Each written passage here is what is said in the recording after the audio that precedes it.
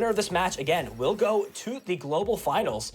Mitch having some good accomplishments for himself. Top 8 at regionals, top 64 at international championships. Jeremy, on the other side, has been playing the game for a while. For about at least 7 years here. Finalist at regionals, semifinalist, even a top 16 in 2015's World Championships. So we have two pretty accomplished players playing this mirror match here.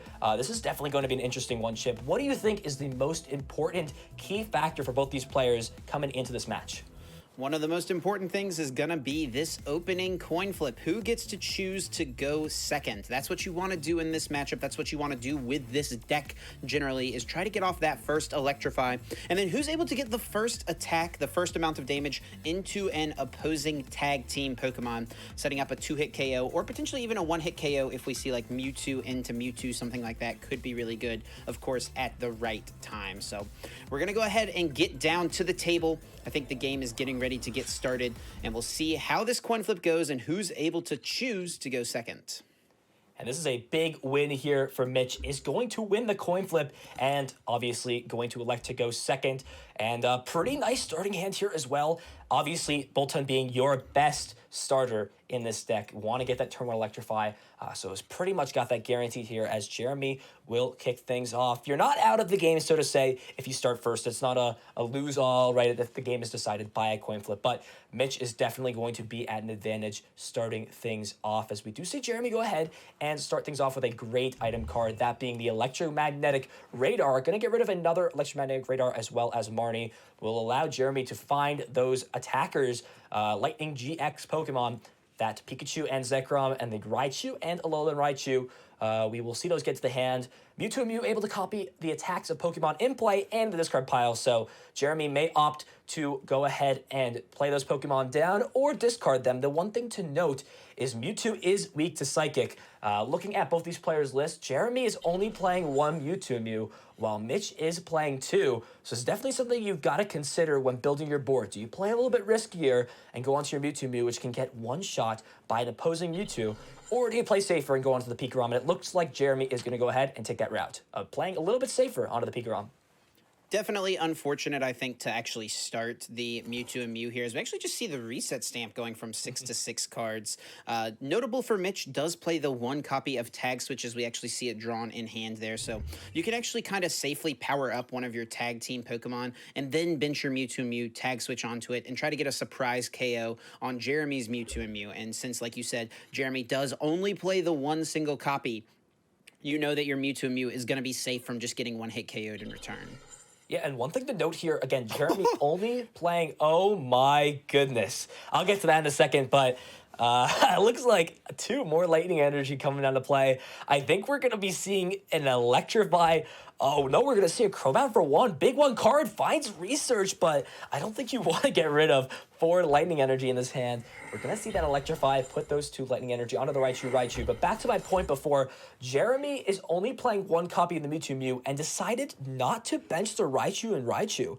So only will have access to that attack via this Mewtwo and Mew, which we know Tandem Shock, such a good attack late on in the game, combined with something like the Reset Stamp, is so important to really set your opponent back and just try to win games by hoping your opponent cannot draw out of that stamp, as we do see the Speed Lightning that just got put back into the hand, thrown back under the Bolton. That's one of the negative effects of using Team Yellguard onto Speed Lightning. You get to reuse that effect of drawing more cards, and Jeremy content just taking this turn to play a little bit more passively and Electrify onto most likely this Pikachu and Zekrom.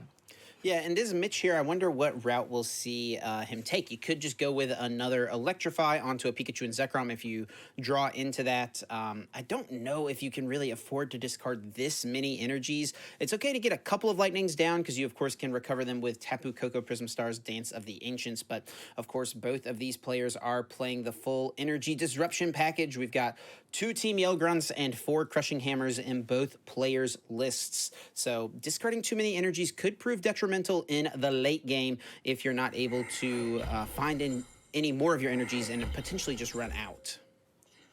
Yeah, so it looks like we are going to see the Electrify on Jeremy's side is going to put those energies onto the Pikarom, and a nice top deck here. Yeah. Electromagnetic Radar is going to find both Pikachu and Zekrom out of the deck. I mean, we most likely are still going to see this hand get discarded. It really hurts to see a majority of your Lightning Energy, almost half in this case, right? 4 of your Lightning Energy that are left in the deck are going to pretty much hit the discard pile. I believe 3 here. Deciding where to attach this energy, it could be good to just take another turn to Electrify, but we're actually going to see the tag switch onto the Pikarom. I think we've touched on this matchup. I don't know if we've actually touched on the Pikachu and Zekrom mirror match in before, but it is a big deal on who gets the first hit into a tag team here. And the way Mitch is playing with this hand, it seems like we may be seeing this Pikarom go in right now during this turn. And this is where things get scary. You really want to get that first hit, and by hitting into the Boltund, it could be just some damage that doesn't really matter as much, and you pretty much just allow your opponent for free to full blitz into your Pikarom. Yeah, but I think a key thing here is the crushing hammer heads, right? It limits your opponent's options. It's much harder for them to full blitz this coming turn, but it looks like Mitch will just actually play it a little slower and go ahead and electrify onto the Mewtwo and Mew. And now you're in a situation where your Boltund can be hitting for a lot of damage. Yeah, and I also like this play to go onto the Mewtwo and Mew. There's really no way on Jeremy's side to get this Mewtwo and Mew powered up in one turn. Does not play the copy of that tag switch. So the big thing here for Mitch is it also opens up the possibility of a Boss's Orders top deck will allow this Mewtwo and Mew in combination with the switch and attachment to take a knockout on the opposing Mewtwo and Mew. And as we said, the other Raichu is in the discard pile. So Jeremy will have no more access to that Tandem Shock attack, which is a big deal in this matchup. Absolutely, and we'll see the energy going onto the Boltund as well. Maybe going to see a Bolt Storm here. You're not doing that much damage, and since you didn't attach to Pikachu and Zekrom, we're not going to see something like Tapu Koko's Dance of the Ancients here in order to get off the first full blitz. So Jeremy kind of on the back foot already. If Mitch could actually top deck something like a Boss's Orders or maybe even a Dedenne to Dede change and dig for the boss, that would put them in a great spot. But actually, it looks like Jeremy's going to be the one playing the first Boss's Orders. As we see, this is going to be the first hit into a tag team, which is a super key piece that we talked about. You have to wonder what's in Jeremy's hand with that big of a hand size here. He's just going to Bolt Storm for 100 damage, and this is where things get really scary. I mean, you are hitting into the first tag team, but Mitch is going to be taking the first prizes here if he chooses to with that Boltund. And when you look on Jeremy's side, there's only 1 energy left. If Mitch can hit a Crushing Hammerheads here, this will put Jeremy at 0 energy on board with no way to get this set up, and no Crushing Hammer in that hand right away, but does have the ability to dig a little bit further. Obviously, Quick Ball being a great staple in a deck that plays only basic Pokemon, so we very may likely see this go for a little bit more aggressive, but I think likes to have the options of having Boss's Orders for the next turn to potentially bring up that opposing Mewtwo and Mew to take a knockout on that. So smartly is going to go ahead and hold the hand, trying to get to the second reset stamp off of the prizes. So Jeremy will have to find a combination of cards to get there. Maybe the Tapu Koko Star is Prism prized. Maybe it is not in the deck. So this is going to be a big turn for Jeremy. At minimum, needs to get off a full blitz to put energy in play, or else this Boltund can just start to run through. Mitch has not played, none of these players have played a Tapu Koko Prism, so Boltund is hitting for enough damage right now. I believe next turn it will be able to knock out a tag team if none of these Pokemon are dealt with this turn. Yeah, you need to get 1 more energy in play, which should be pretty easy to do via the Quick Ball in hand as long as the Tapu Koko is there. Speaking of which, we do see Jeremy go ahead and grab their own Tapu Koko Prism Star. Gonna need to find 1 more additional energy in order to full blitz, but I mean, this is looking kind of tough for Jeremy. You're in a situation where Bolt Storm is just gonna be doing way too much damage next turn, and sometimes, like we said, it's great to hit into a Pikachu and Zekrom, great to hit into a tag team, but sometimes you have to recognize situations where Boltund is at risk of just getting a little out of hand. Maybe we would even see something like a Tag Bolt here just to take the knockout on Boltund. You know that your Pikachu Zekrom's not really at risk, actually, of getting KO'd, so I honestly think I would kind of like that. Otherwise, you're just opening up this Pikachu and Zekrom to getting knocked out pretty easily. I guess that is unless you hit a few heads on Crushing Hammer. Yeah, speaking of heads, the first one, we'll go ahead and get rid of that lightning energy on the Mewtwo Mew. That's going to be even harder now for Mitch, especially if we see this Bolton get knocked out. Otherwise, we'll need to still find the Tapu Koko Prism Star, and his bench is full, so with the way this hand stands, we'll not be able to dig farther with Dedenne because that bench would be locked and not able to have access to Tapu Koko. Speaking of which, Jeremy is going to go ahead and pop that Tapu Koko Prism Star, Dance of the Ancients, accelerating 2 lightning energy from the discard pile to 2 different Pokemon, and is also going to play the Eldegoss V down to grab the boss's orders. I think we may be seeing this boss bring up this Pikachu and Zekrom, and the attachment here means this Pikachu and Zekrom will take the knockout, accelerating 3 more energies, and this is a position where Mitch needs to put on some aggression here because it seems like Jeremy just turned the tides in this match. Absolutely. Great draw there from Jeremy. Able to find the ability to power up this Pikachu and Zekrom and combine that with a boss's orders. Absolutely huge. That Dark Asset off of Crobat brought so many options, and Jeremy was able to pull off the best play. Now you don't have to worry about this Bolton taking a KO here, right? You're only doing 100 damage with Bolt Storm, even with the an energy attachment plus the Tapu Koko Prism Star, still not going to be enough. Now, this is a situation where Mitch could potentially get a knockout on to the opposing Mewtwo and Mew. You would have had to not bench this Boltund, go for the boss, go for the Dead-Eye change, and try to find an energy plus the Tapu Koko Prism Star. But that is a risky play that would involve you kind of just going all in on that one line, and as we see Mitch opting not to go with that. Taking time here, looking through the deck, eyeing up what exactly is remaining, what resources you have left, trying to make note of what's been discarded, what could be remaining in the prize cards, and looks like Dead-Eye GX might be the choice here over Tapu Koko. Yeah, we've seen this card time and time again. Dedenne is such a powerful draw supporter. You do already have the way to dig through your deck with that Dedenne and the research as well. So you have multiple outs on things you can do in this point. I think is going to eye up to Tapu Koko, has to make a decision. The clock is running down, and this is where benching Boltund could just be a little bit tough. You leave yourself the option to potentially use Dedenne here and then try to find Tapu Koko. This play is a little bit safer. Will not be dealing enough to take a knockout on the Boltund, but the problem with this is the Mewtwo Mew is now just a boss's orders away on Jeremy's side for taking this match. Yes, you can reset stamp down a card, but it's not really much of a difference, and you just leave your opponent an extra bench, or they don't have any bench spaces, so they cannot dig the deck, but I would have to see how many boss's orders have been played so far by Jeremy. But Mitch on his side is going to go ahead and play that Professor's Research. We'll go ahead and dig through the deck. He's going to see 7 fresh new cards. Does find the energy as well, but not going to see too much off of that Speed Lightning Energy draw. Has a few options. Bolt Storm is only hitting for 190 damage, so not quite enough to take a knockout on the Pikachu and Zekrom. Regardless, though, it's still doing a whole chunk of damage, but it's hard to ask for this when your opponent is pretty much on a one-turn clock. However, we do see that Mitch has the boss's orders and the switch in hand as well as the energy. So assuming there's no knockout that gets taken here, we could see Mitch respond with a knockout of his own onto the opposing Mewtwo Mew. Yeah, I think Jeremy's definitely in a solid spot here. Yeah, well, there you go. That's actually just going to be the game. Boss's orders brings up the Mewtwo and Mew. We've talked about the weakness here, how that can definitely play a factor here in this matchup, and we see that working out pretty well for Jeremy as Tag Bolt GX will just deal 400 damage to knock out the opposing Mewtwo and Mew. Jeremy taking a quick lead here. Super fast game there. Taking the quick lead in game number 1. Of course, Mitch looking to get a win here in game number 2, trying to force the game 3, trying to find themselves a spot in the winners finals. Ethan, what do you think of that game, and what kind of adjustments do you think we need to see from Mitch? I think a big thing, he will be able to go second in this matchup, so that's again important, but I think really targeting and capitalizing on being able to potentially get the first gust up onto a Mewtwo and Mew needs to apply pressure a lot quicker, and I also think getting the first hit into the Pikachu and Zekrom is so important. We saw how important that was for Jeremy in that last match. So that's going to be the big thing here. Can they get the hit into the Pikachu and Zekrom? Naturally, if you're going second, you can get that attack off fast. But again, it just depends on how these players draw. So I think it's going to be a super interesting match. I'm looking forward to it again. If Jeremy wins this match, he will advance to the global finals here without dropping a single game. So this is going to be an exciting one. Mitch is in a little bit of a rut, but it's got to get out of it here. It's still doable. This is a mirror match. So again, both players have just about as good of a shot at pulling this out. So let's go ahead and throw it down to the match here. We've got game number 2 of this set for you guys here. Jeremy Lin up against Mitch Knuckey here.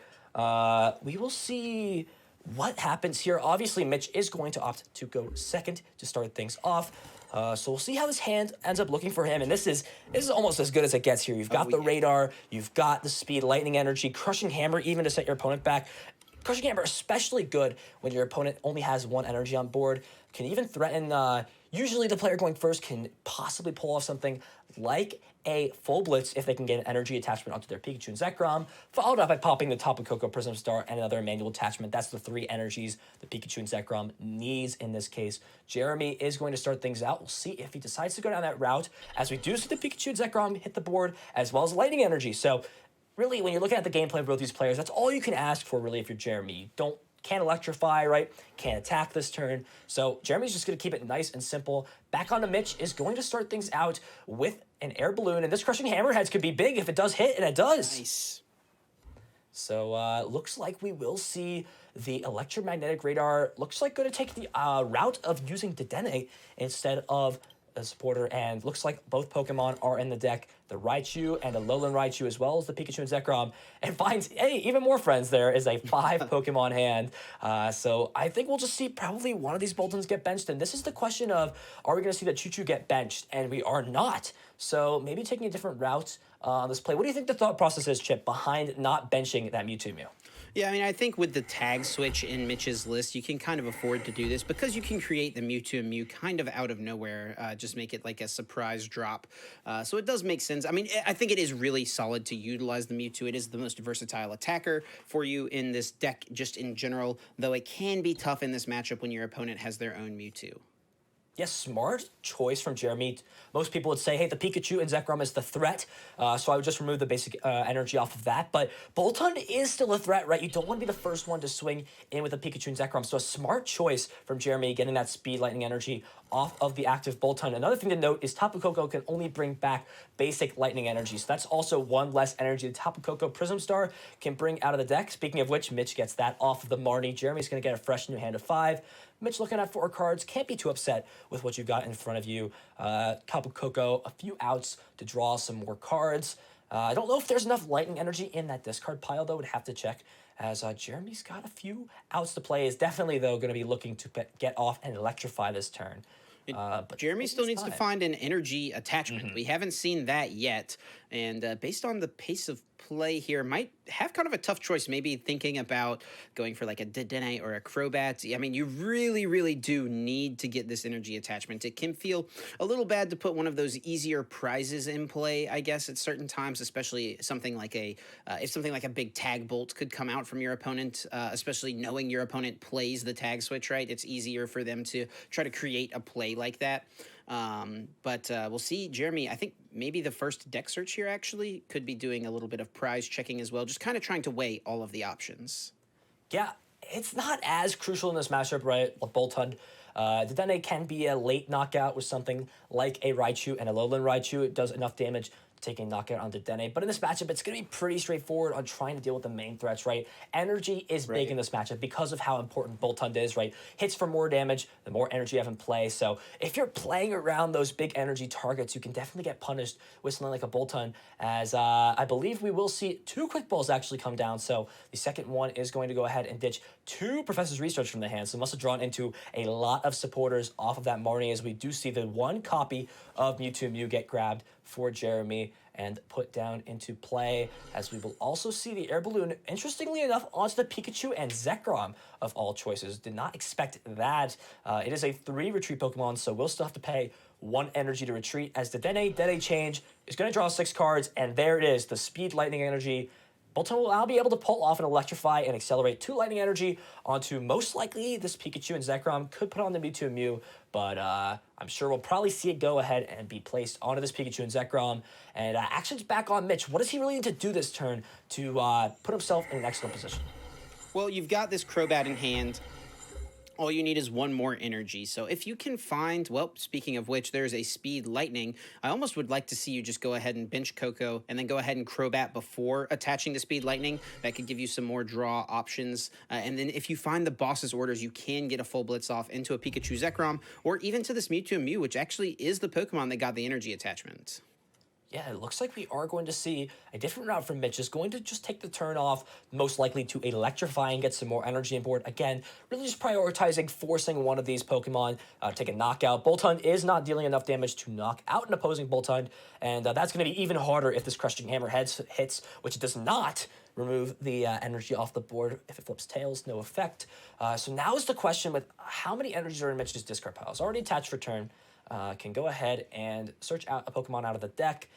Looking through to see what is in there here. Looks like the tag switch is in deck, so that is a surprise factor that is possible. Interesting things to note as we're seeing this is actually going to go ahead and bench the other Pikachu and Zekrom, and we're going to see the energies get accelerated from there. So having just enough energy in there to utilize that did the Ancient's ability, and I mean, you have options here, right? You could go ahead and attack with the Pikarom, but as we said, it's so important to get that first attack into a tag team, and Electrify is just going to throw even more energies on the board.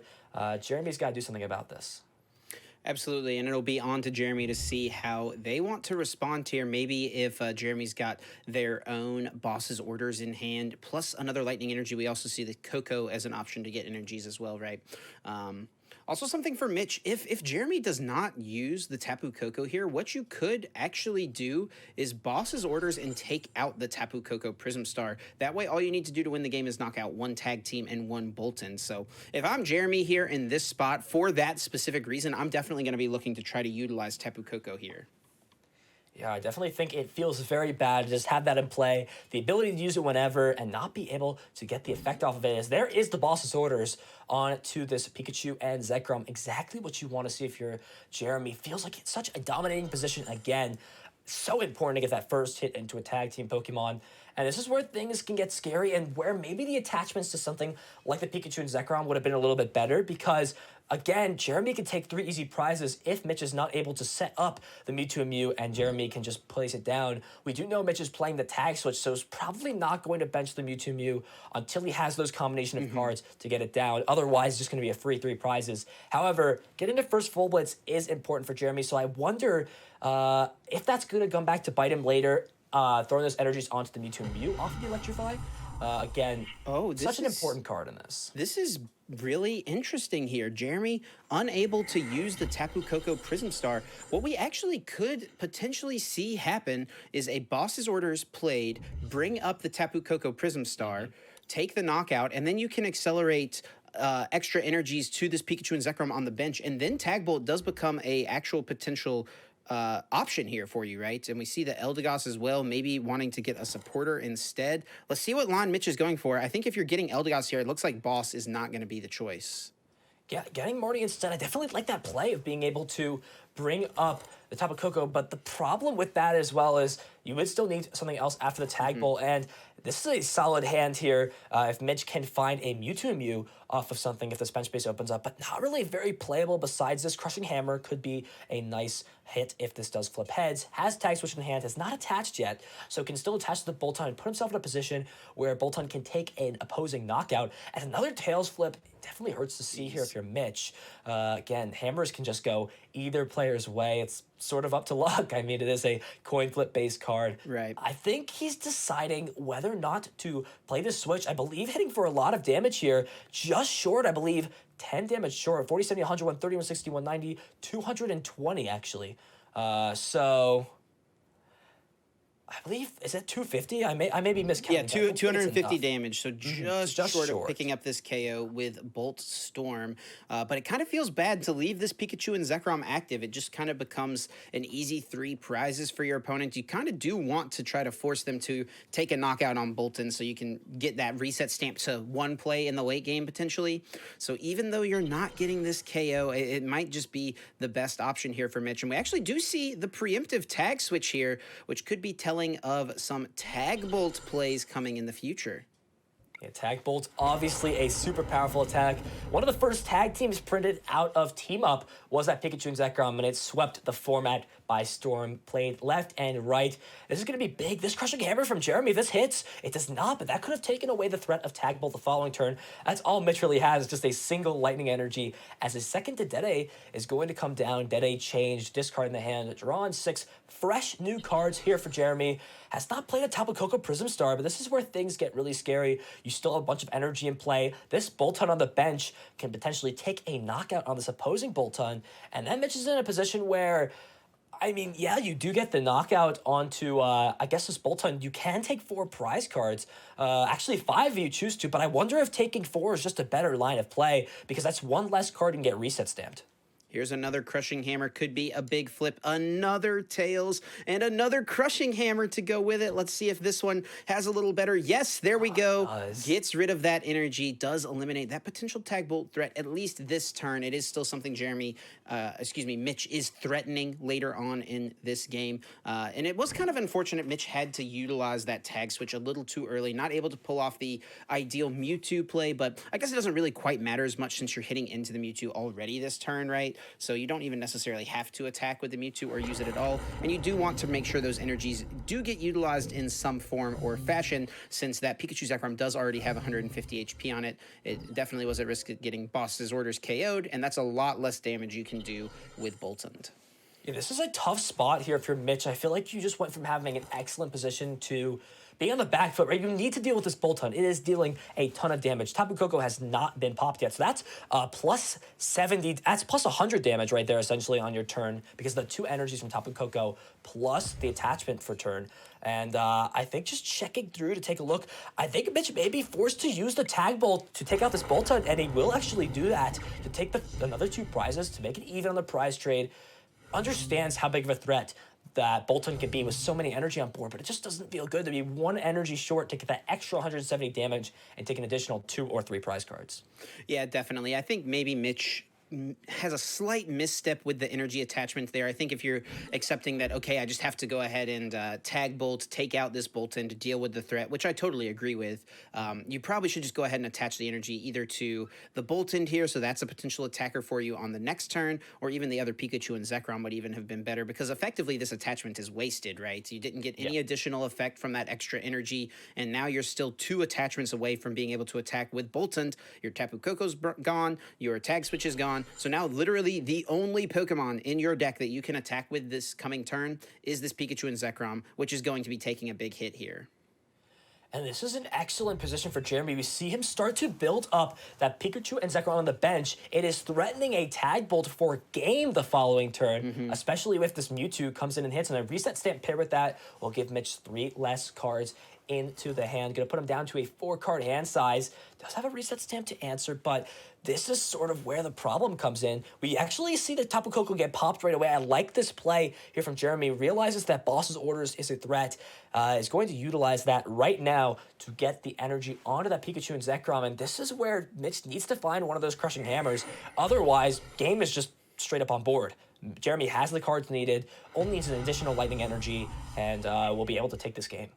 Yeah, Mitch definitely needs to find some hammers. Also needs to, try to get something else powered up here, because Pikachu Zekrom is quite definitely going down, it seems. So we do see the reset stamp. Mitch can go ahead and respond with that. Your opponent didn't have that many cards in hand, but it's in a situation here where the game is probably going to be over pretty soon. And if you're digging with Dedenne, might as well go ahead and limit them by 1. We do see the Speed Lightning could be drawn for turn. We also see Boss's Orders. Definitely Mitch having some options here. We'll be able to take 3 prizes on this Mewtwo and Mew. It's just going to be about trying to find a way to take this last single prize card, and it's pretty tough. Full Blitz only deals 150 damage. That's not enough to knock out the Dedenne GX. So I don't know. This feels like a tough spot for Mitch. I really like Jeremy's position here. Yeah, I don't think there's anything Mitch can do if he researches. He loses, right, because of attaching the speed energy. So, yeah, gonna wish well played here. Jeremy going to go ahead and tell Mitch he's got a good deck, right? The deck did go ahead and get him into the Players' Cup Global Finals here. Tag Bolt is going to be the attack that sends Jeremy into the Global Finals here from Winner's Bracket. So not dropping a single match. And again, Tag Bolt, just such a strong attack. We'll be able to take 6 prize cards with just one attack, essentially. That just shows the power of Pikachu and Zekrom in the current standard format. Here it is. There is the Tag Bolt, going to deal 200 to the active and 170 damage to that bench Pikachu and Zekrom. And Jeremy Lin will be your first player from the Oceania region to advance into the global finals for the Pokemon trading card game for Players Cup 3. Yeah, no surprise at all. Pikachu and Zekrom, such a powerful deck, able to help Jeremy find their way into the global finals. Of course, we did see Zach Lesage take down Players Cup 2 with a very similar looking Pikachu and Zekrom deck, and that kind of became, after Zach won Players Cup 2, that kind of became the staple list that everyone built theirs off of, right? We saw the Yell Grunt in Zach's list, we saw the double Mewtwo and Mew in Zach's list, and that's kind of just the example everyone has followed because that list is so solid, so strong, and taking Jeremy into the global finals. Yeah, it's been a strong deck since the release of Team Up, and especially with the Rebel Clash format after some of those key cards Electro Power rotated and Thunder Mountain. People thought, hey, this deck loses too much, but just